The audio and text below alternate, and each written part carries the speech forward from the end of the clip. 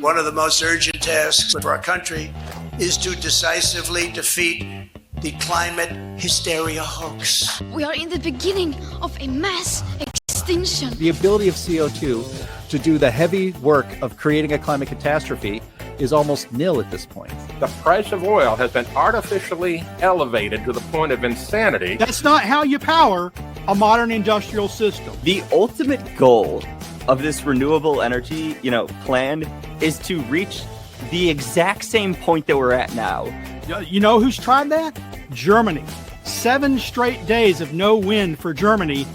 Their factories are shutting down. They really do act like weather didn't happen prior to 1910. Today is Friday. That's right, Greta. It is Friday. This is the best day of the week, and not just because the weekend is almost here. It is also the day that the Heartland Institute broadcasts the Climate Realism Show worldwide. My name is Jim Lakely. I am Vice President of the Heartland Institute. We are an organization that has been around for 40 years, and we are known as the leading global think tank pushing back on climate alarmism. The Heartland Institute and this show bring you the data, the science, the truth to counter the climate alarmist narrative you've been fed every single day of your life. There is nothing else quite like the Climate Realism Show streaming anywhere, so I hope you will bring friends to this here live stream every Friday at 1 p.m. Eastern Time, and also like, share, and subscribe, and also leave your comments underneath the video. All of these very easy things to do convince YouTube's algorithm to smile upon this program, and that gets it in front of even more people. And as a reminder, because big tech and the legacy media do not approve of the way we cover climate and energy on this program, the Heartland Institute's YouTube channel has been demonetized. So if you want to support this program, and I really hope you do, please visit heartland.org/TCRS. That's heartland.org/TCRS. And you can join other friends of this program to help us bring this show to the world every single week. Any support you can give us is warmly welcome and greatly appreciated. Speaking of appreciation, we want to thank our streaming partners, junkscience.com, CFACT, What's Up With That, the CO2 Coalition, and Heartland UK Europe. I hope you will find and follow all of these wonderful organizations, find all their accounts on social media and their video producing outlets. We have a very big show today and a very special guest, so let's get started. We have with us, as usual, Anthony Watts. He's Senior Fellow at the Heartland Institute and publisher of the world's most viewed website on climate change in the world, What's Up With That? We have Sterling Burnett. He's the director of the Arthur B. Robinson Center on Climate and Environmental Policy at the Heartland Institute. Linnea Lukin is missing today, but she'll be back next week. But we have with us a very special guest, and that is Lois Perry. She's welcome back to the show once again. Hello, Lois. You are the director of Heartland UK Europe. Welcome back to the show. You look lovely as usual. Thank you. Thank you for having me. Yes. Hey, Lois, do you think you might be able to give some fashion tips to Greta? I think she needs them. She needs advice on lots of things, but yeah, that's definitely high up. How dare you? Yes. Thank you, producer Andy in the background, who makes the show a lot funnier and also flow and look so great. So thanks for that one, Andy Singer. We have a lot to get to. I wanted to just highlight a little bit Lois returning to the show again this week. She is the director of Heartland UK Europe. I was actually just talking to somebody yesterday. They had lots of questions about our venture in the UK and on the continent of Europe. And Lois, just the other day, the reason you're there is giving the Heartland Institute kind of a beachhead across the Atlantic, and we set up with you guys, with you as director of Heartland UK Europe in December, and already you guys are making a big impact on the public debate and even debate among people in the European Parliament and all over the place. Yeah, I mean, it's been extraordinary. We've, recent polling done not by us, but by a national newspaper in the UK, says that the vast majority of British people do not believe in the climate hoax. They just don't believe it. So I hope that I've played my small part in that. And I know for a fact that who it looks like is going to be the next Prime Minister of the United Kingdom, Nigel Farage, he's the bookmaker's favourite, credits us with helping to form his climate policy. And his climate policy is very similar to Donald Trump's in that he's scrapping all of net zero. So that's exciting. But that's just the UK. My team and I, we went to, my little team, we went out to Poland, to CPAC, and then we went to Hungary, and we had meetings with all the top politicians there. And then my team went to Rome. So we're making really, really, really big inroads, you know. But we're a little team, we're a tight team, but we're making a lot of noise. So I hope you guys are pleased with us. Oh, very, very pleased with you. In fact, here we'll just play a quick little clip of an event that you had recently featuring Mr. Nigel Farage. So let's play that Nigel 1, please, Andy. And the Royal Ascot to the Kenya. And why? Well, because this actually matches enormously. I first became aware of what was going on about 25 years ago. I was a young, good-looking MEP. Things have changed. And I was doing a TV debate with a new Labour MEP called Michael Cashman, former EastEnders actor, now in the House of Lords. And the issue of global warming came up and what we needed to do in the name of defeating it. And I just said, I mean, pretty innocently, I just said, well, are we absolutely convinced, that we need to do these things? Are we absolutely convinced that the 3% of global CO2 emissions that are from man as opposed to naturally occurring are going to sort of, fry us to a crisp in the next fortnight? And maybe we should rethink this. And Cashman went to puce, red in the face, and on live television, screaming, "Denier! Denier!" Mikey O'Reilly, I must have touched a nerve here. Yeah, Nigel has a way of putting things. Absolutely.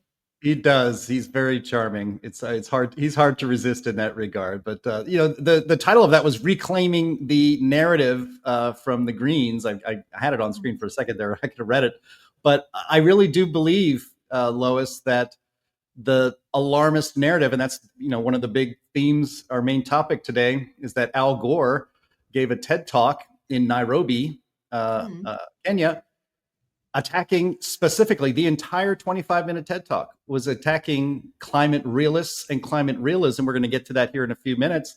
They're on the run, Jim. They're on the run. Yeah, they're on the run. It seems to me that here in the United States, the Heartland Institute and the Heartland Institute UK across the Atlantic really are changing the narrative on the Greens. They're turning it around on them. Excellent. Well, I'm just going to keep, fighting the good fight. I'm very honored to be representing such a revered American institution, and I'm just going to keep doing my best. And but we're winning. We are winning, Jim. I'm proud of my little team, and I'm proud to be associated with you guys. So thank you. The feeling is mutual, and keep up the great work. And again, we'll keep having you on the Climate Realism Show pretty regularly to keep us updated. It's great. So, all right. Well, we do have a big show to get to today. Lots of topics to hit because it's been a very busy. In fact, there's so many crazy climate news items we could have put in here. We could have done a 3-hour show just breaking up. We just have a few to get to today. So hit it, Andy.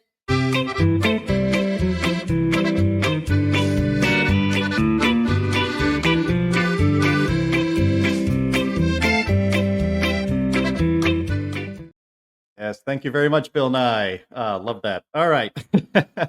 So we actually do try to talk about some science and data on this here program, not just crazy stuff that we see in the news.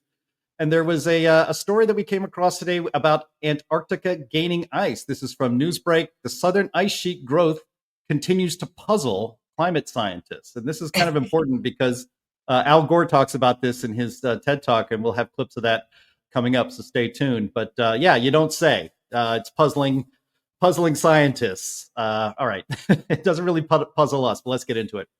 It says here the Antarctic ice sheet has done something that genuinely shocked climate scientists around the world. Between 2021 and 2023, the AIS experienced a record-breaking increase in overall mass, marking the first time in decades that Antarctica gained mass, reversing previous lost trends. This wasn't just a minor fluctuation. The ice sheet gained approximately 108 gigatons per year during that 2-year period, completely reversing what scientists had observed for the previous 2 decades. The magnitude of this reversal is staggering when you consider the numbers. From 2022 to 2010, Antarctica experienced moderate ice loss between 73 to 56 gigatons per year, and then that nearly doubled per year during 2011 and 2020. Then came the complete turnaround that has left researchers scrambling to understand what's happening. The growth was enough to temporarily offset global sea level rise, by about 0.3 millimeters per year during the same period. What makes this particularly puzzling is that some of these glaciers had previously been losing mass at alarming rates. The fact that they suddenly reversed course has climate scientists questioning their understanding of Antarctic ice dynamics. Anthony Watts, imagine that. Scientists do not understand everything about Antarctic ice dynamics, and perhaps the climate science isn't settled after all. Well, they're so stuck on models. They believe models are the true reality of their existence as far as climate science is concerned. And so when nature says, I ain't doing that, they're totally surprised. Well, wait, it doesn't correspond with our models, and our models are really well done, and they're peer reviewed and everything. That's what's going on here, basically. The bottom line is that we live in a chaotic system on Earth. We have things that happen without explanation, things that happen that are an extreme in both ways, and it's been doing that all through the history of the Earth's atmosphere. And so nothing really new here, except the surprise of the climate scientists. I would just say this research came out, the research that story is on came out a month and a half, 2 months ago. I reported on it 3 weeks ago, 4 weeks ago in Climate Change Weekly. And as important as it is, and I think it's important, and it shows just how inadequate our understanding of the climate is, our understanding of even the one relatively small region of Antarctica is. I'm not even sure it got it quite right, because it says it's the first growth in 2 decades. But in 2015, NASA did an analysis from satellites, and they showed that the ice growth had been growing across the century in East and Central Antarctica. There's melting. The melting is relegated to West Antarctica and the Antarctic Peninsula. That's due largely to subsurface volcanic activity, geothermal activity, melting the lower part of the ice, making the flow go faster. But that is the rump of the continent. That is not the driving of the continent. And so Antarctica may have been gaining ice mass and reducing sea level rise for some time, not just the last 2 years. And as Anthony said, this just shows how little they understand and how wedded they are to the climate models. It's like that old saying, are you going to believe your lying eyes, or in this case, facts and data, or what we're telling you based on models? And they want you to believe the models and their assumptions that have not been verified, and not the truth that we can observe. Yep. Well, Very what well. I would say is when coming from my own personal experience, when you communicate this information to a climate zealot, they don't even know how to deal with it. It's like saying to somebody that's very, very religious that God isn't real. I mean, I believe in God, but you get the same reaction from people when you tell them this information, because they believe it like a faith. I've had lots of conversations where I've said to people that that the ice has been growing, and they just don't want to believe it. And you can show them the information and they still won't believe it. So it just shows you that this is a religion for a lot of people. Well, I think I saw a state there. I've seen, I forget who said it, but they said it's harder to convince somebody they're wrong about something that they believe than it is to convince somebody with no opinion of the truth. Yeah. Right. Absolutely. Or maybe it was Especially a lot of these young people are quite faithless as well. So this is their faith. This is what they believe in, and it's almost like you're taking away who they are and what the point of them is when you give them the facts. Yeah. Well, I think the saying goes, it's easier to fool someone than it is to convince them they've been fooled. And that's kind of a dynamic that's working. That's why I'm here, guys. I get paid the big bucks to remember that. All right. We'll move on to the second one. Actually, these all three of these items, or all the items we have today, are kind of related. This one comes from the Times of London. And the title is, "Where are the right-wing scientists? Everyone on the left is like me." It seems that some woke scientists who have self-identified, that have the integrity to be honest, are starting to see that they have created an ideological echo chamber at best and a bullying culture at worst, and now they're starting to speak out about it. So I'm going to read a little bit from this story in the Times of London. It says here, "Trust in science has been eroded because the field is so dominated by left-wing academics," a leading evolutionary biologist has warned. Ella Al-Shamahi, presenter of the BBC's science series Human, which started on Monday night, said people who lean towards the right or have strong religious beliefs feel alienated by mainstream science. Quote, "We do have to be a little bit honest and say that to many, it seems that left-leaning atheists have a monopoly on science," she said. "The dominance of a single school of political thought in science is an important context to President Trump's withdrawal of funding from universities in America," she said. Quote, "If you can't demonstrate that scientists and research labs don't belong to just one tribe, then suddenly it doesn't become a priority to fund them." Al-Shamahi, 41, who describes her politics as wokey progressive, definitely left-wing, unquote, said scientists who do not fit the political mold increasingly keep their heads down for fear of the response. Quote, "A lot of them feel that they have to hide their thoughts and their opinions." So Sterling, you're a bit of a TV presenter, I guess. At least you're a YouTube presenter on this here program. But you, all of us do, work closely with scores and scores of academics and scientists at the Heartland Institute. And they've been telling us this kind of stuff for years. And I think it's extremely encouraging that somebody who identifies as a woke progressive is now saying one of the biggest problems in science is its ideological conformity. Well, look, we've known for a long time, surveys of universities show that the faculty and academics are overwhelmingly leftist, overwhelmingly liberal, and far left liberal in many cases. That we know the scientists, dozens of scientists that we work with have told their students to be cautious because they want to graduate, because they want faculty positions, to not stress their climate skepticism. When you see papers published, I've written about this for decades. When you see papers published in the academic literature that say, for instance, the sea ice, the ice is growing in Antarctica, but then they have the caveat at the end of it. But we're not saying climate isn't changing and it's dangerous and it's going to melt Antarctica. We're just saying our research shows it's not. They shouldn't have to add these caveats. They shouldn't have to endorse the dominant meme to get their the narrative, to get their honest research published, just because it calls into question one aspect of climate alarm theory. But it does, and it's good that she is openly acknowledging this. I don't think it's anything they haven't known. You know, go back to ClimateGate. Where they actively in these series of emails saying we got to fire this editor because he's allowing climate skeptics to publish. We've got to hide the data. It's been known for a long time. It's sort of an open secret.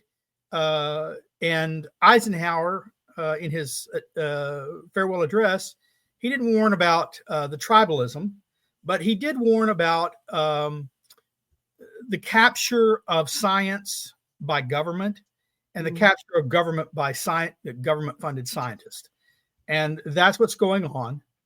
And conservatives, Christians, you can be a scientist and a Christian, by the way. Anyone who thinks Galileo was an atheist is wrong.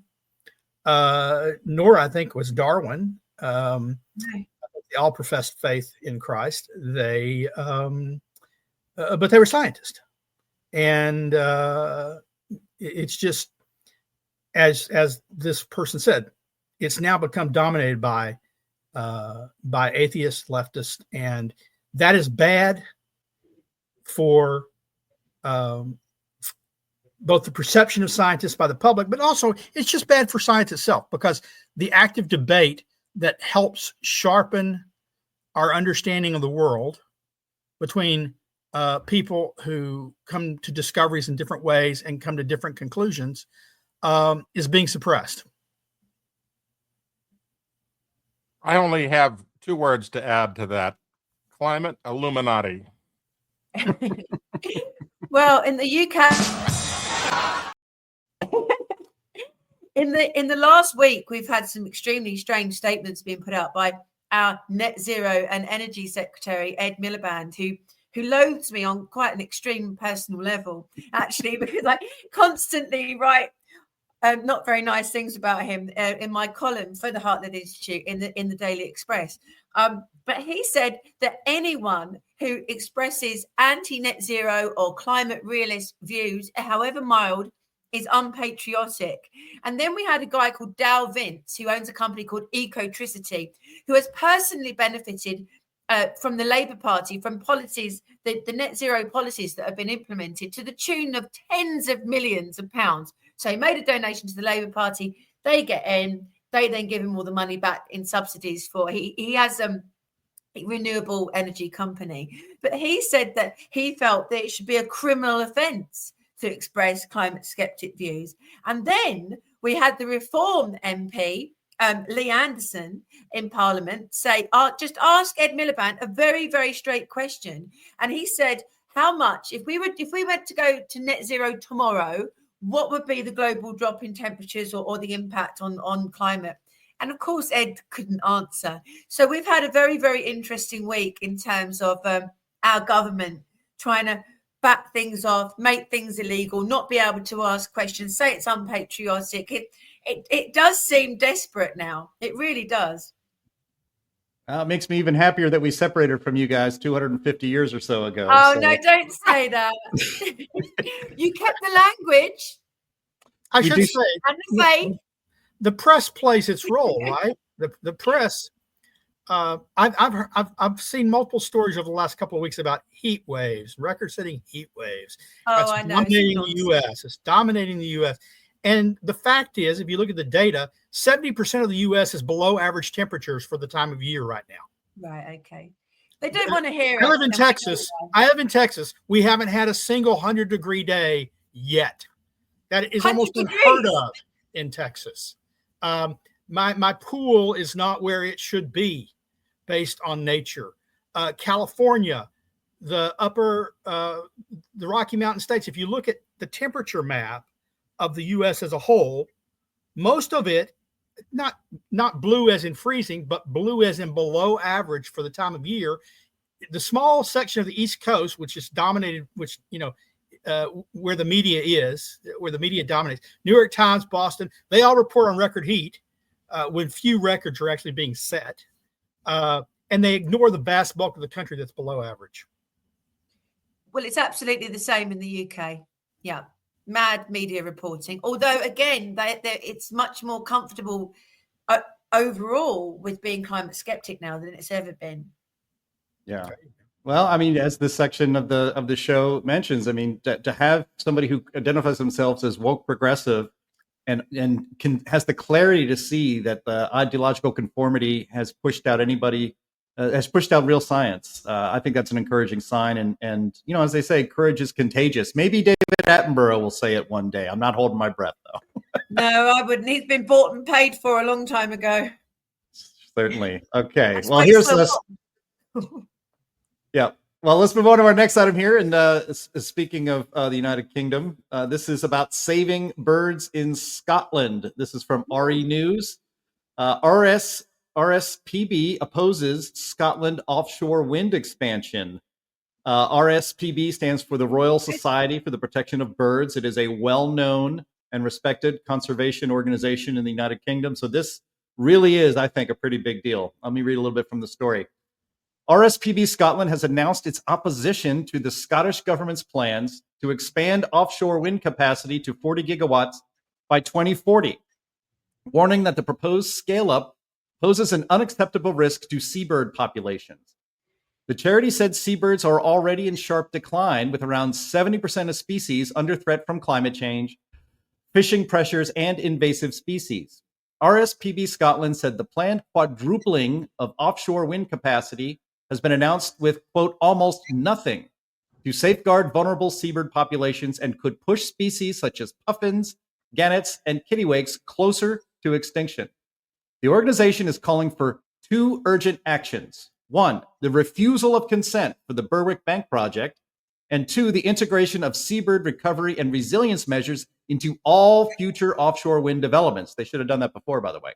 Yeah. RSPB Scotland said the 4.1 gigawatt Berwick Bank project would, quote, be particularly devastating, warning it could kill or displace thousands of seabirds due to its location in critical feeding grounds off East Lothian. Andrew Tate, Senior Marine Conservation Planner at RSPB Scotland, said, quote, offshore wind must work with nature, not against it, unquote. Now, Lois Perry, that's the problem, isn't it? Offshore wind does not work with nature at all, and it doesn't work on the scale the Greens insist, and Ed Miliband says we must have right away. Well, I'd go so far to say is offshore doesn't work full stop. And, in terms of actually generating electricity without being heavily subsidized. The problem that you've got is that, and I am a monarchist, so it pains me to say this stuff. It really does. Roll on King William. I shouldn't say that.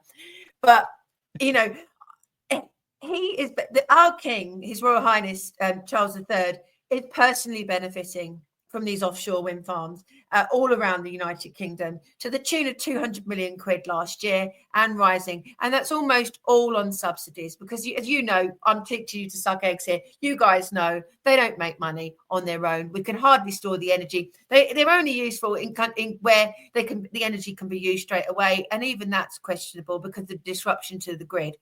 But I do feel heartened by this, Jim, because the RSPB has come under a lot of criticism recently for being, again, like I said to David Attenborough, bought and paid for.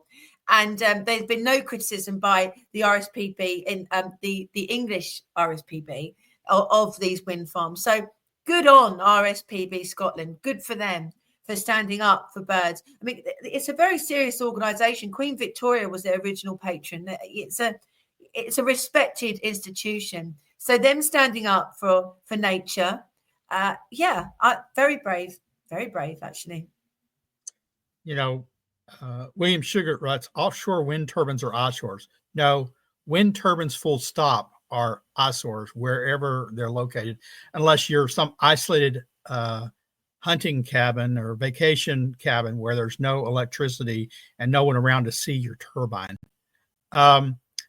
Concerning offshore wind here, of course, Heartland is party to a lawsuit trying to fight offshore wind off the coast of Virginia, not on behalf of the seabirds, but on behalf of the sea mammals, primarily the North Atlantic right whale.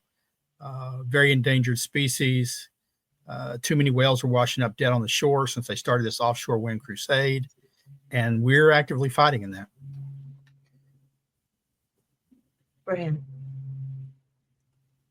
Yeah. Now, I have just a little personal note of privilege here. I mean, I have family that live in Shetland. And, oh, wow. Yeah. And so I've visited there, and my wife's family up there has visited there when she was a child from the 1970s on. And, when you visit now, the peat bogs are now covered with, and the valleys are covered with wind turbines. It's a special, magical place, Shetland, and it's becoming less special and magical because of the imposition of these monstrosities upon a once unspoilt landscape, and it is tragic. And it is good to see finally, and I think this is why this is good news. The Royal Society for the Protection of Birds is a big deal. That's a major organization. It has a lot of And, finally, it's taken them 20 years, but they're finally saying no more offshore wind, and that matters. So I honestly don't think the youth will get it until Harry Potter and his friends are flying around in their Quidditch brooms and get whacked by a wind turbine cut in half and disrupting the Quidditch game. I think that will finally sink in. They what? That's right. They are doing a new Harry Potter show on HBO, so maybe they can work that into the script during the Quidditch match. That'd be funny. They got to weave in and out of the turbines.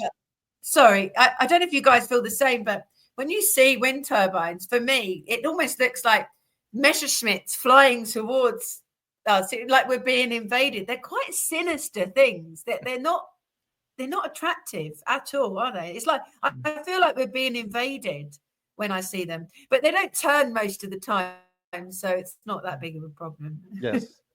They're the world's largest ugly sculptures, and they're proliferating everywhere. So hopefully we can turn that around. Common sense and climate realism will prevail. All right. As I've said one more item. Time again, wind power blows. Except when it doesn't. Except when it doesn't. Very good. Tag team joke. All right, here we go. The next item here. I didn't understand that joke. That's okay. That's totally fine. All right, we're going to move on to number 4 here, and this is a controlled burn goes wild. Sterling Burnett alerted this to us to include on the show this week. This comes from Arizona Central. Headline is Blame National Park Service, not climate change or Trump, for Grand Canyon fire. I'll read a bit for you. The Grand Canyon Lodge and many other buildings, including the Visitor Center, have sadly burned in the Dragon Bravo fire. If this were an act of God, we would think it tragic. Instead, it turns out to be National Park Service hubris, a case of potential criminal negligence by officials who believed that playing with fire in fire season was a good idea. Ignited by a lightning strike on July 4th, park officials decided to, quote unquote, manage the fire as a controlled burn, calling it a, quote, confine and contain strategy that aimed to reduce future fire hazards and promote healthier plant growth. Unexpectedly strong winds on July 11th caused the fire to rage out of control and burn down the Grand Canyon Lodge complex.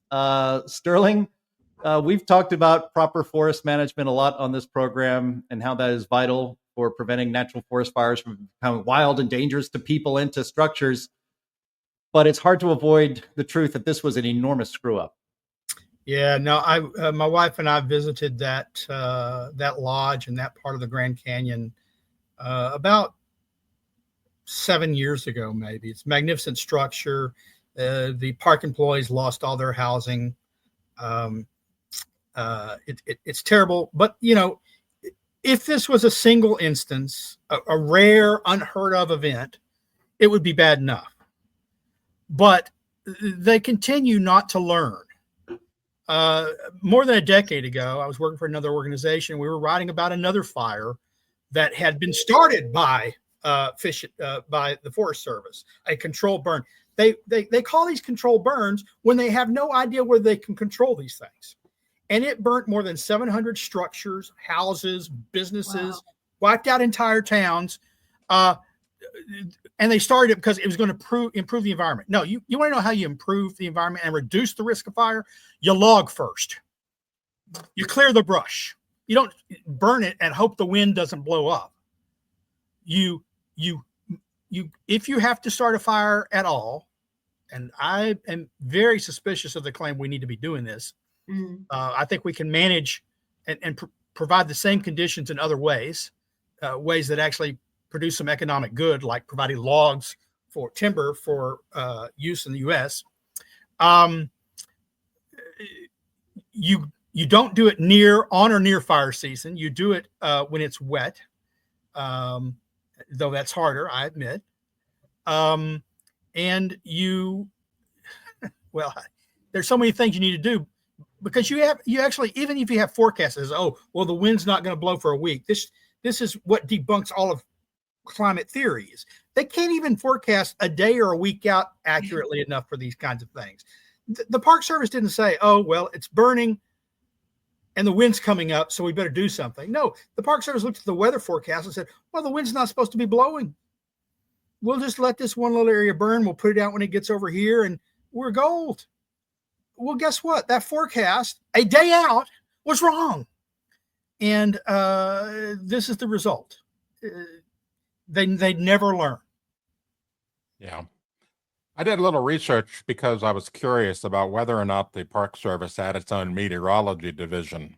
It does not. It does not have a specific meteorology division with that title, but they do monitor the NOAA climate and weather data, which is what they say, which means that if they'd had a meteorologist on staff, who would advise them before they made these control burns, my strongest guess would be that meteorologist would say, no way, you're doing this at the wrong time, and the risk of it getting out of control is too high. Well, maybe that's something they should consider for the future, having a meteorologist on staff who can make a go, no-go decision, as opposed to, it'll be fine. Yeah. Yeah. I just think if a fire starts, it should always be a no-go. We don't want fires in our towns, and I don't want fires in our forest. Well, somebody in the chat, guys, before we move on here, since we're talking about the fires, bring up a question like that. It's like, why do this in the summertime? Why do this at the height of fire season? If you're going to do controlled burns, why don't you do it in the winter or, times when that the Jim, that's volatility just of too the winds sensible and reasonable. You can't expect people in the government to think that way. Well, remember, in this case, this is one of those instances where the controlled burn, they didn't actually start it. It started with lightning fire. Right. They could have gone in, though, and suppressed it right away. But they sat back and they said, you know what? This is an opportunity for us to manage a controlled burn, limit the scope, improve the understory, make the environment better, because, that's what we should be about. And they just misjudged. Badly misjudged, criminally perhaps misjudged. Right. Well, I mean, the way you put it, Sterling, that's like me flying in first class and thinking this is a good opportunity for me to learn how to fly an airplane. Yes. I'm up there. Well, you did stay at a Holiday Inn last night, Jim. I did. So. I did. Lois doesn't get that joke either. Let's keep these jokes to a minimum. What were you doing at the Holiday Inn? It's colonial.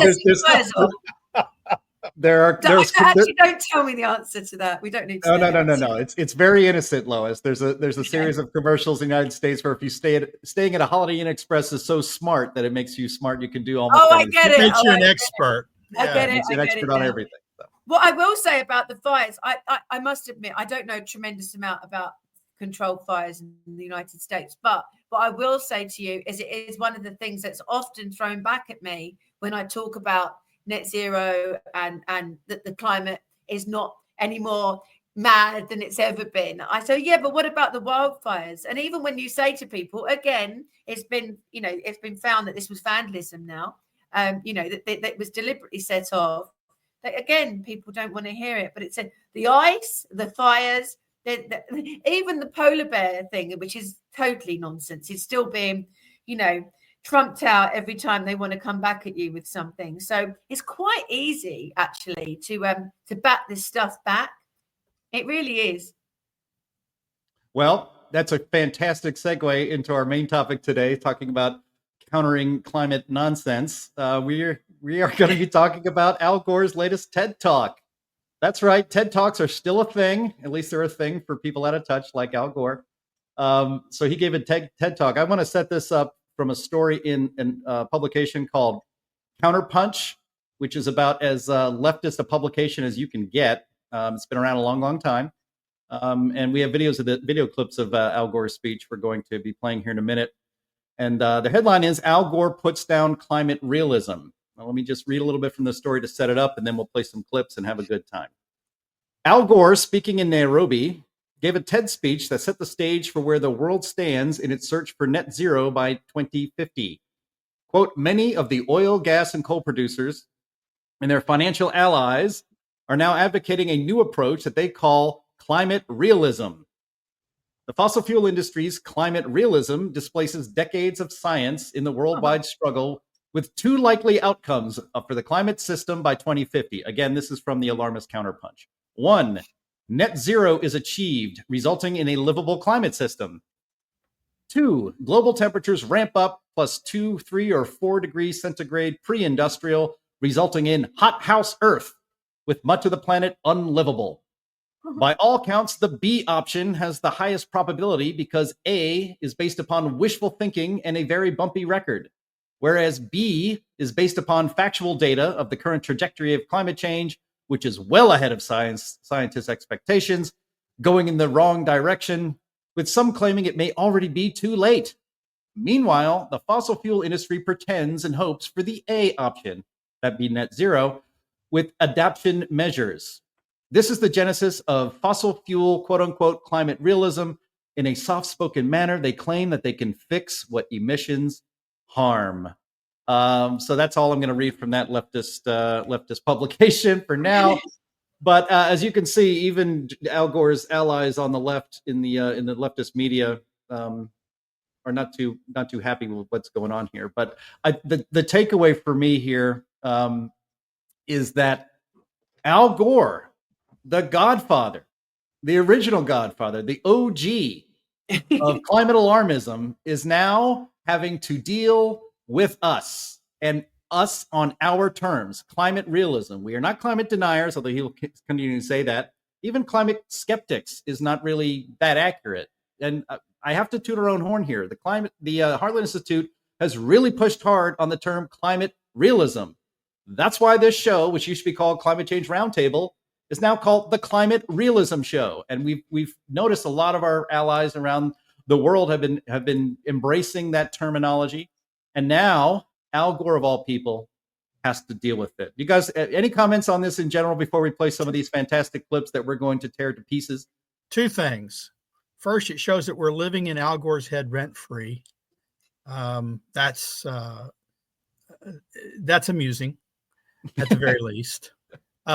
Second, they can't even describe climate realism right. They talk about climate realism. What did California? Oh, we just hope for the best. We hope we can get to net zero through technical. No, we're climate realists. We don't think there's a real danger. We don't think we have to suppress CO2 emissions, that CO2 right now is doing good things for us, for our crops, for a modest warming, for a warmer world where less people are dying of cold. You know, they can't even describe us right. They adopt our language and then they misdescribe what it stands for. Now, there are some people who are, well, they're just not realists because they buy into the alarmist science. Once you reject the alarmist science, not science per se, once you believe in data and you look at data, once you reject model projections that don't reflect real world conditions, then you're a climate realist. And what they show is hurricanes aren't getting worse. Wildfires are not getting worse. Flooding, not getting worse. The reporting on it is more alarming, but the data doesn't show they're worsening. That's climate realism. Yeah. All right. You guys ready for the clips? I literally can't wait. I literally can't wait. Okay. Andy, you want to put us in a nice layout here for our clips? Oops. Oh, no wonder Andy didn't do that. Andy got bumped out. I think. All right. Now he's back. All right. So I have a series of 4 clips here. They're about a minute each. I think there's going to be a lot for everyone to say after each one of these is played. So let me see. Is Andy back or not? He is back. I'm going to go ahead and play that. Here we go. I'm going to go ahead and play that first clip. And they're now advocating a new approach that they call climate realism. Well, climate realism, according to them, we should abandon the efforts to deal with the principal cause of the climate crisis. 80% of it comes from burning fossil fuels, and we should focus on adaptation as well, almost exclusively. Well, we need adaptation. A lot of people are suffering, but do we want to vastly increase the number of people that have to go through that hardship and suffering instead of dealing with the cause of the crisis and solving the climate crisis? I would like him to show us one person who's suffering from climate change right now. Just one. Just one. Well, but I could show you hundreds of thousands, millions of people in the UK that are suffering from what they're doing in the name of climate change. Your people who can't afford to heat their homes, they can't afford to buy petrol for their cars, they're not allowed to leave their houses because an ultra low emission zone has been put right outside their house. So if they take the car out of their drive, they have to pay £20 a day to leave their home in a car. So I can give you loads and loads of examples of people who are suffering because of the efforts to combat it. But I literally net zero, people that are affected by climate change because it's a hoax. Sterling, I love the way he growls everything that he says like that. This idea that adaptation is somehow making people suffer. Adaptation is the opposite of suffering. It is dealing with the climate as it changes always. Look, Man Bear Pig has been wrong about everything since tobacco, when he went on 60 Minutes crying, I knew tobacco was wrong when my sister was dying of lung cancer. Terrible thing. But they continued to accept tobacco subsidies, the Gore family, for 7 years after her death. So it doesn't tell me that he really knew it was wrong. He's an awful, awful man. We are so lucky to avoid him as president. I can't imagine how far down the road to oblivion we would be had he become president. He's been wrong from day one, and he continues to be wrong. And the best of Al Gore is shown on South Park. I'm sorry. I haven't seen that, but I know South Park is pretty brutal. Their Meghan and Harry one was fantastic. So I have to I have to Google it. I have to have a look. Man Bear Pig, is that what it's called? Man Bear Pig, yes. As soon as we finish, I'm going on YouTube to have a look. Anthony, one last thing before we don't want to unload the notebook on everything. We do have 3 more clips to go. Yeah. One thing I want to say about Al Gore is right after Hurricane Katrina in 2005, he went out and told the world that hurricanes are going to get worse. They're going to be more frequent. They're going to be more violent, blah, blah, blah. Well, it didn't happen. And it didn't happen for over 10 years, almost 11 years. We had a hurricane drought in the United States where no major hurricanes made any impact. Right after Al Gore says climate change is going to cause more hurricanes to impact the United States. Well, and he's wrong. I just say he's wrong about adaptation. I mean, he's right that we need adaptation. He's right about that. But we need adaptation regardless of what the climate does in the future. We need resilience. We always need resilience. The weather's going to change all the time. You're going to have different weather events striking. And the better able we are to adapt to those changes, regardless of the cause, the better off we are. That doesn't make people suffer. Adaptation makes people better off. Okay. Well, I'm going to see if let's see how badly I can trigger Anthony for this next clip. Let's play Gore number 2, please. For the so-called climate realists, the goal of solving a climate crisis is way less important than other goals, such as especially increasing energy access to developing countries, which is obviously important. We'll deal with that, but they want to do it obviously by burning more fossil fuels. According to climate realism, it's just not practical to stop using the sky as an open sewer for the emissions from burning fossil fuels and the other emissions. Instead, we should just continue using the sky as an open sewer. So where climate realism is concerned, I have some questions. Is it realistic to ignore the 1 to 2 billion climate refugees that the climate scientists are warning us will cross international borders and have to move inside their own nations by 2050 because of the climate crisis? Now, Anthony. No offense, but it sounds like some fucking commie gobbledygook. Oh, gosh. Where do I begin? I've got one thing to say. Just one thing. First of all, go ahead. Go ahead, Lois. Go ahead, Lois.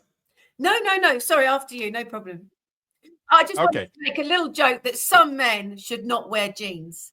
And he's one of them. You are our fashion expert. We'll take your word for it. Go, Anthony. He wears jeans because he has to hide those goat legs. Yes. Anyway. Go legs. So we have him saying climate realists want to make the atmosphere an open sewer, or have been using it as an open sewer, and we're okay with that. No place ever will you find do we advocate calling the atmosphere an open sewer. That's just made up words and just simply used to irritate his followers into disliking climate realists. Well, CO2 is not a pollutant. No, it's not, and I was getting to that. And the point is that we have greened the planet.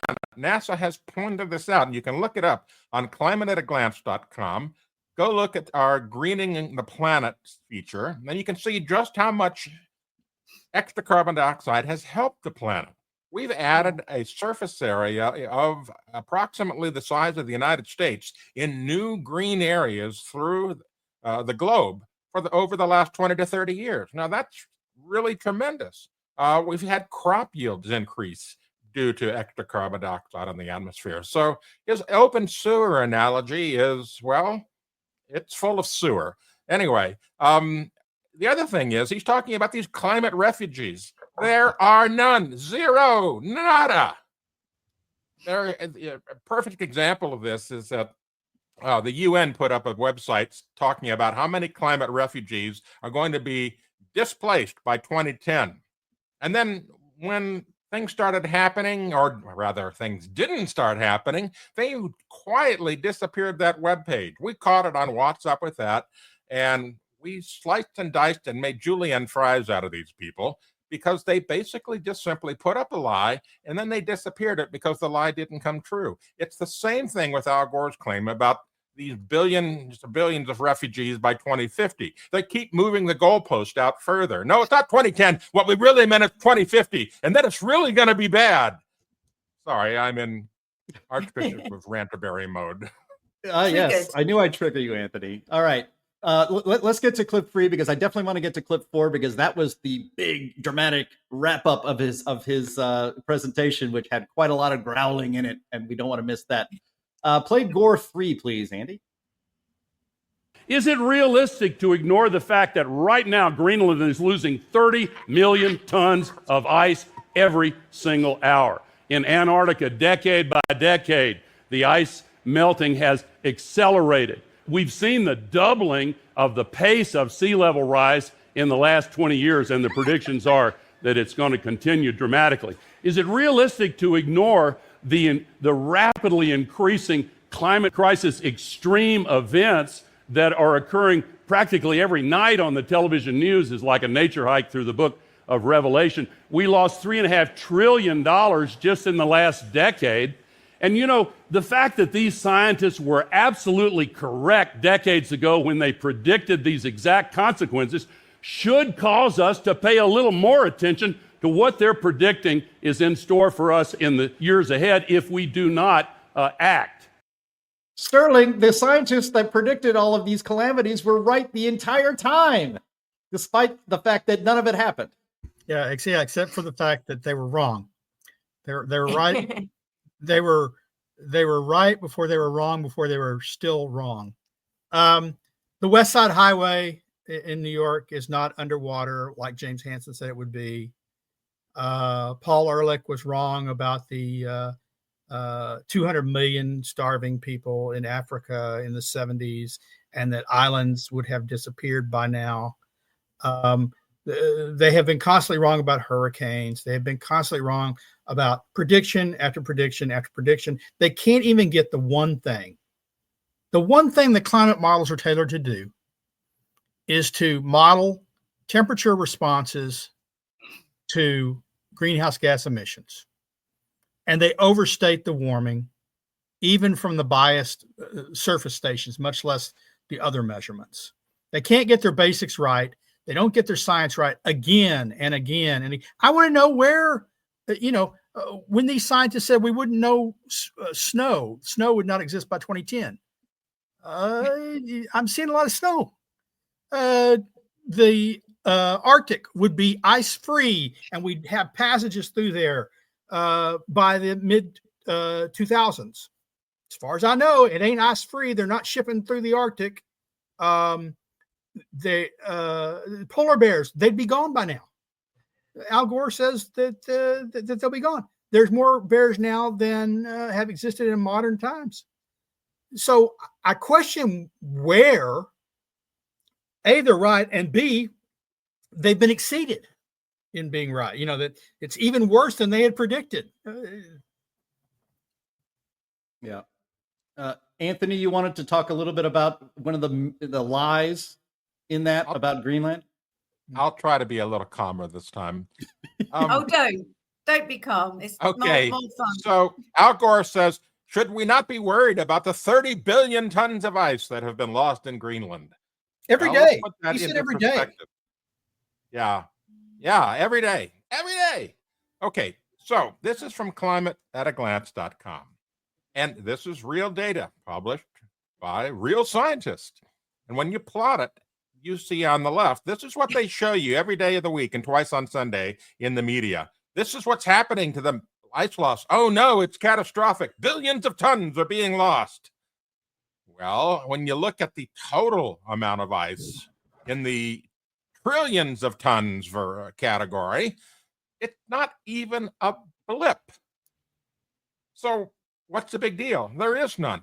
They've basically taken something where there's some ice loss, which is part of the natural cycle, and it happens every year, and then it grows back. Some of it, maybe not all of it, some years more than others. Natural variation. But they've turned this little magnified bit of data into a climate crisis, and it's not there. There is no climate crisis associated with Greenland. Not no way, not no how. And my suspicion is that he writes these speeches well in advance, and he doesn't change them regardless of new events, right? Because he specifically said Antarctica is losing millions of tons of ice. And of course, the new study, right, that we presented the very, very first of the show shows that for the last 2 years or 3 years at least, it's been gaining ice and offsetting any sea level rise. Evidently, he doesn't adapt to new data. Yeah. If he refers to data at all. Right. All right. Let's go ahead and play this last clip, and let's see who gets triggered the most gets to go first. Okay. So here's what I believe that the so-called climate realists are most wrong about.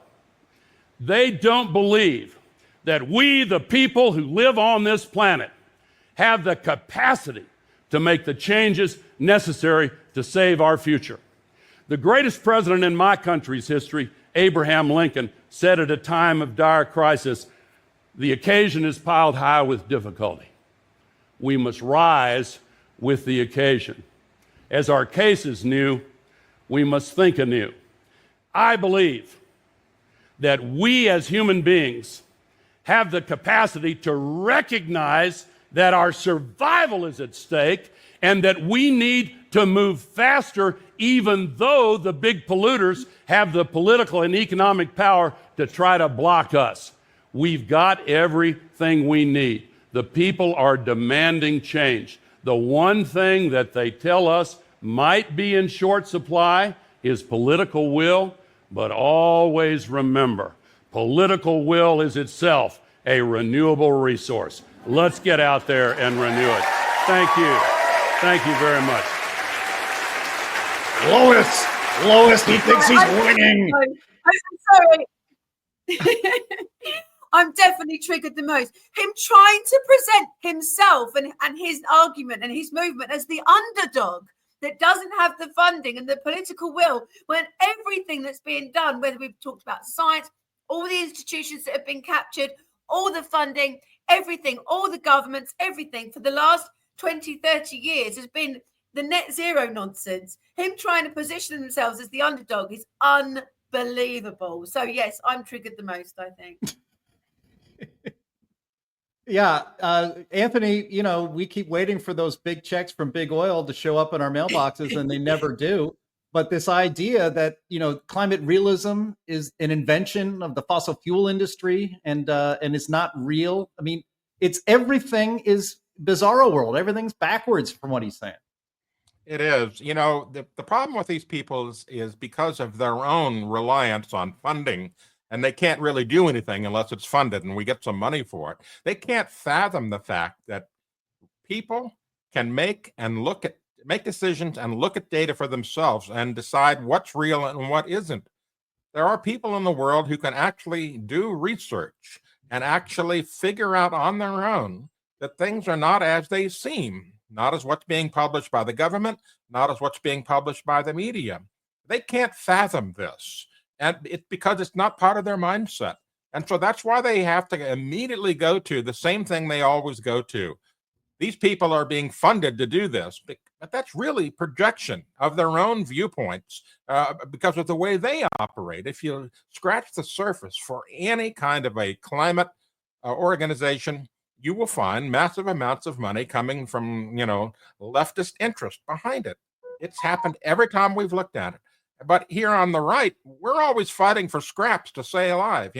We ask for donations on our YouTube channel because we've been demonetized by Google, so they don't even understand the vast difference between the plush funding world they live in and the world of fighting for scraps that we live in. They don't get it. Well, I don't think that's right, Anthony. I think they do get it, and they just lie about it.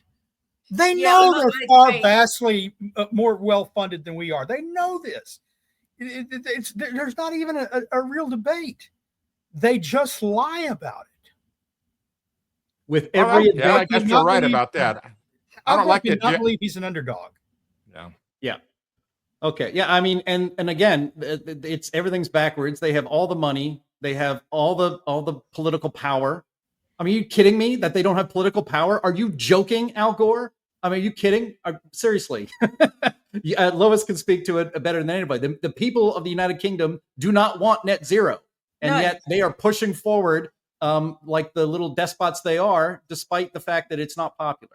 And that's happening all across Europe as well. We basically have a communist government there. But you talked about topsy-turvy worlds. And, I just felt watching that last clip, Jim, that it was Lewis Carroll and George Orwell on acid. I really did. The whole Alice Through the Looking Glass with the dystopia all mixed together. But the problem is, as Orwell says in his books in 1984, if you say something enough and you don't know, he doesn't have to back it up with facts because the people he's talking to, they don't want the facts. So he's saying it so it becomes real. And that's why it's so important what we're doing to give a counter narrative. And it's what makes the internet so important because that you couldn't do a counter narrative before. It had to be mainstream media. And if you were shut down by them, then you couldn't counter the argument.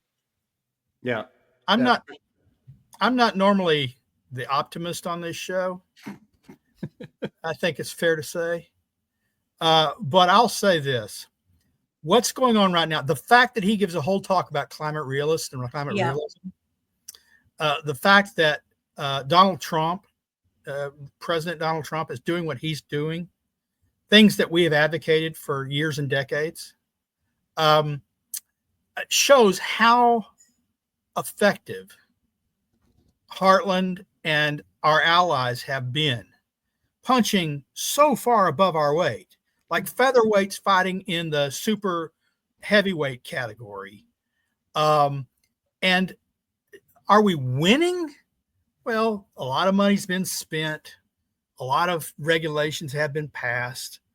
But are we still in the ring, holding our own and making gains? The heavyweight is tiring and seems to be losing steam with the public. I think that's where we are right now. And I think we should all be pretty proud of that. Yeah, I agree. I mean, we've been at times ignored and then attacked and then ignored again and then attacked even harder. I'm talking about our 15 international conferences on climate change. We've had massive media coverage and then we're ignored and then they come and attack us with it.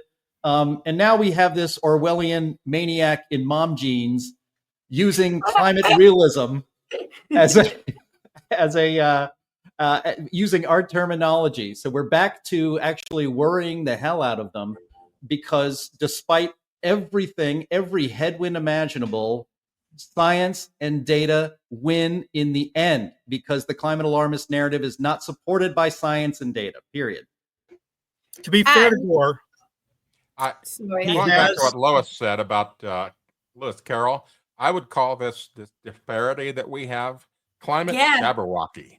Yeah, absolutely. But I just wanted to make a very quick point. Sorry, I keep interrupting you, Sterling. I apologize. Sorry. But I just wanted to say I believe that we've got the big man on our side. You know, we've got God on our side, because they are anti-human, this lot. They don't like human beings. And the reason that they're so passionate, I said this before, is because this is their faith. So they do not have faith. So anyway, sorry. They're misanthropes. They think there are too many humans on Earth. More honest ones admit that. But to defend Al Gore's sartorial choices a little bit, at least he has jettisoned his bushy beard, meant to imply that he was a manly man after he lost the election, and his check shirts, like, I'm a lumberjack outdoorsman too. At least that's gone. So yeah, I've got to see this South Park clip. I've got to see it. I'm going to have to watch it shortly, I think. Yeah, we'll drop a link to it in the chat. Thank you. Yeah, Andy and I were debating in the private chat. Okay, now Andy wants to play it. All right, let's play it right before we get to Q&A for the benefit of Lois Perry and anybody else in our audience who has not seen it. We're going to get a copyright strike, but what the hell? Okay, students, we have a very special guest speaker today. Who can tell me the name of our country's last vice president? Dick Cheney? No, the last one. Bill Clinton. No, Clinton's vice president. He is here today to talk to you students about some very serious issues. Please welcome Al Gore. He's got jeans on then, too. Thank you, Mr. Mackey. Students of South Park Elementary. I'm here to educate you about the single biggest threat to our planet. You see, there is something out there which threatens our very existence and may be the end to the human race as we know it. I'm talking, of course, about Man-Bear-Pig. Man-Bear-Pig? It is a creature which roams the earth alone. It is half man, half bear, and half pig. Some people say that Man-Bear-Pig isn't real. Well, I'm here to tell you now, Man-Bear-Pig is very real, and he most certainly exists. I'm Cereal. Man-Bear-Pig doesn't care who you are or what you've done. Man-Bear-Pig simply wants to get you. I'm Super Cereal. But have no fear, because I am here to save you. And someday, when the world is rid of Man-Bear-Pig, everyone will say, "Thank you, Al Gore. You're super awesome." The end. Yeah. That was I from don't a want to while get you back. in trouble. I've got you in trouble now. Yeah, that's totally worth the copyright strike we're going to get. Our channel's in so much trouble. That's small potatoes, but okay. All right. Well, we do have some questions for our panel in the chat. If you have some, we have some time to get to them if we can here at the end of the show. But Andy, let's set up that Q&A, and I will look them up in the comments.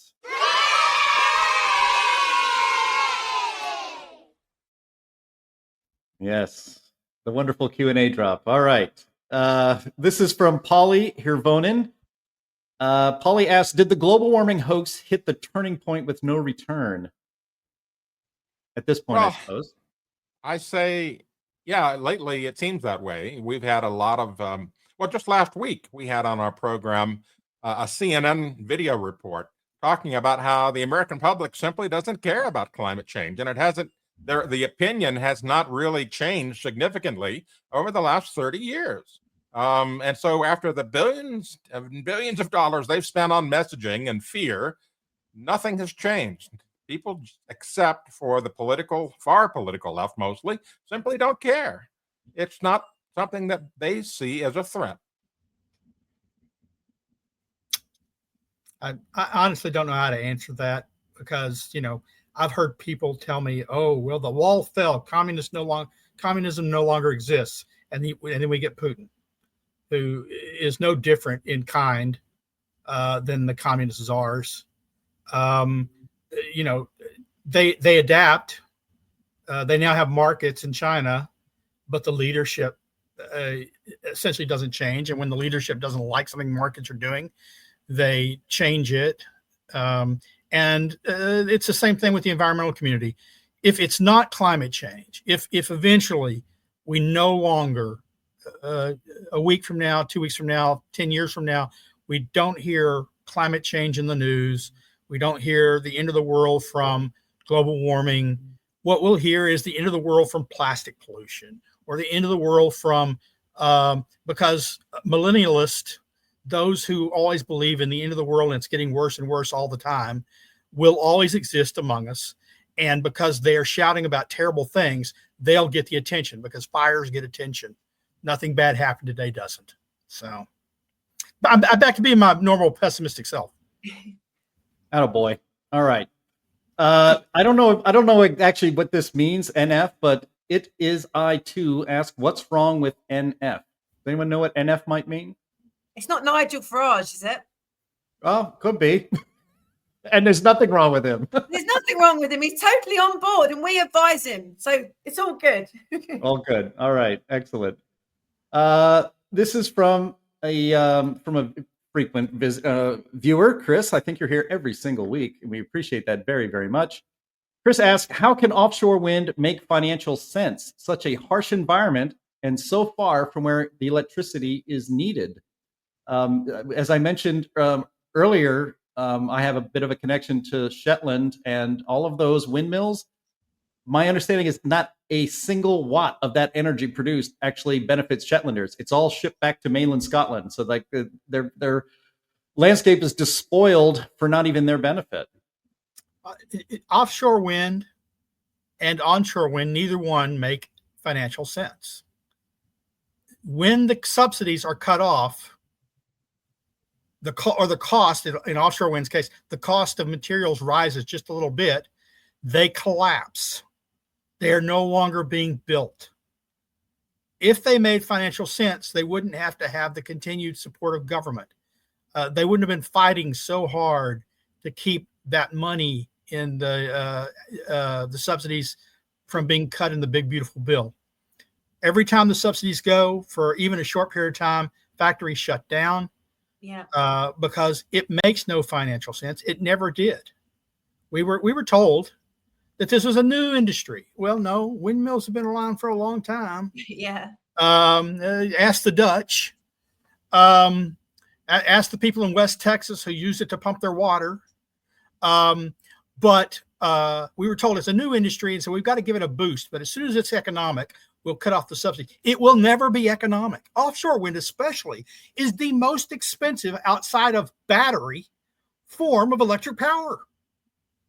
Yeah, and the maintenance is a nightmare for offshore wind. And I can tell you from experience, my brother-in-law used to be the CEO of the Cincinnati Gear Corporation, and they switched from making gearboxes for Navy ships to making gearboxes for wind turbines.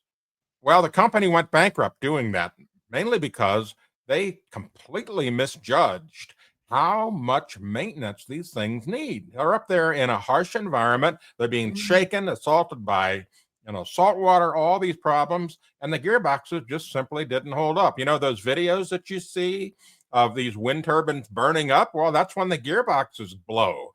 That's what's happened there. They just simply can't handle the environment. So, yeah, it makes absolutely no financial sense. And if you go and look at, for example, the South Point on the big island of Hawaii, you will find a whole field of giant wind turbines that have been abandoned there. And they've been abandoned because they stopped working and they didn't have the money to fix them. And so they just simply let them sit there and rot. I've seen this firsthand. Yeah, they're rusting hulks. I've used pictures of them. They're just rusting hulks sitting there, besmirched, befouling the beautiful view shed of Hawaii. And that's not even taking into account the fact that they're mainly produced in China, which uses fossil fuels to generate the electricity to make them, which makes the whole thing even more pointless than it already is. Yeah. I'm going to put up a comment here from, again, frequent viewer Catherine Burke. She says, there is a disconnect of them, globalists, pushing for artificial intelligence. AI has huge energy and water demands, and yet net zero is being pushed. Why? Will humans be forced to only access green energy while, and it cut off there, but I think she went to finish that by saying humans will be forced to access green energy, which is expensive and unreliable, while the AI data farms will be able to have their own power plants. And in fact, just this week, President Trump was at an event, an energy and AI summit in Pittsburgh, in which he talked about a lot of these data centers will be creating their own power plants to power up their data centers, while the rest of us are stuck on the grid, which will be unreliable and increasingly powered by crappy wind and solar. And this, Lois, is that happening in the UK as well? Is there a disconnect between the energy conversation and the AI conversation in the UK?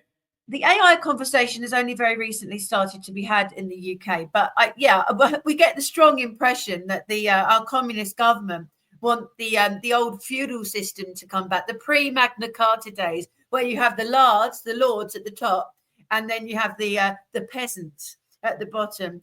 So we'll have the unreliable energy, but they won't need us to go out so much and be able to jump in our cars or whatever, because a lot of our jobs will be taken by AI. So as far as they're concerned, we will need to consume less energy because AI will be taking a lot of the jobs anyway. So there's been talk about, and they started to do trials of this in the UK, a universal basic income of £1,000 a month. And then you can earn whatever you want on top of that. If that isn't, I can't think of anything worse for a capitalist system which works well than giving people free money, because then the value of the money will just collapse. You have inflation and everything else. So yeah, we are seeing that in the UK. But like Wat Tyler, who was another Essex person like me, I'm trying to lead a peasants' revolt of our own. So don't worry, we're not going to let them get away with it. Excellent. All right, here's a science question. I hope it's a science question that can be answered. This is from Albert Van Lingen. His question is, why is there a very strong correlation between the 11-year solar cycle and global hurricane numbers? I don't know whether there is a correlation. I just brought it up to see if Anthony knows if there's a correlation. I've not seen one. And, people have looked for correlations for decades between solar cycles, sunspots, and so forth, and it's just not there. I mean, I've seen people that go to great lengths to do machinations of statistics, and then they come out when they've gone through all these machinations, but they're not real. We call it cyclomania. We have dealt with this topic on What's Up With That for over a decade, and I used to be of the opinion that solar cycles made a huge impact. I'm no longer of that opinion that solar cycles make that much of an impact on Earth's atmosphere or on climate change or even the weather that much. I mean, there might be some, but it's just simply not the big thing that they're making it out to be. Our friends, our scientist friends, they're on both sides of this. Some of them don't think there's much of a impact. Some of them think there's a much greater impact. Someone like Willie Soon and the people he works with believe that maybe not short-term 11-year solar cycles, but longer solar cycles have the Milankovitch cycles and things like that have profound impacts. So I'm agnostic on this. I'm not going to take a position. All right. I don't have a position on this. I wouldn't think so. I'm with Wittgenstein on this. About those things of which we cannot speak, we should remain silent. Excellent. All right, and I'm going to bring up this one last question we have time for. This is from Climate Bell, and I actually was talking to a Heartland friend about this just earlier this week. Climate Bell asks, I wonder what is going to happen to those who profited from the hoax, the climate hoax, once a majority of people realize that they have been fooled. And I think that's a very good question because, what do you think, Lois? Nothing will happen to them. They would have pocketed their money like the people who produced all the personal protection equipment during COVID. And we found that the masks didn't help with transmission of any illnesses. In fact, it could make it worse. There will be nobody held accountable, and there will be no punishment. And I wish that wasn't the case, but that's what I believe, sadly, to be true. The money will be in the bank. They'll be living on their private island, and there will be no comeback.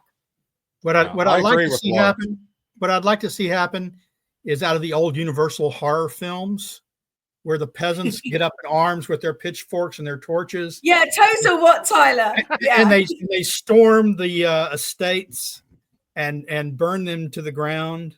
Except in this case, the monsters don't come back continually. But I suspect that that's not what's going to happen. No, they'll get away with it. Sorry. Yeah, I mean, just look at what happens, with these giant government contracts, $10,000 hammers and $30,000 toilet seats, nothing. It's the Illuminati. It's the Illuminati all over again. Climate Illuminati. Let's not do an entire show on that. Sterling, be quiet about that. We're in enough trouble as it is. And I want to thank everyone who is in the chat with us today. We had a fantastic live audience as usual, because we broadcast this show live, the Climate Realism Show, every Friday at 1 p.m. Eastern Time. Thank you, everyone in the audience today who is here with us, making the show so much more fun. I want to thank Lois Perry. She's the director of Heartland UK Europe, an absolute warrior and a happy one with a smile on her face for climate realism across the pond. Thank you very much, Lois, for being on today. Thank you. I want to thank Anthony Watts. He's Senior Fellow at the Heartland Institute for Energy and Environment Policy. I want to thank Sterling Burnett. He's the Director of the Arthur C. Robinson Center on Climate and Environmental Policy at the Heartland Institute. I also want to thank our streaming partners, JunkScience.com, CFACT, the CO2 Coalition, Climate Depot, What's Up With That, and of course, Heartland UK Europe.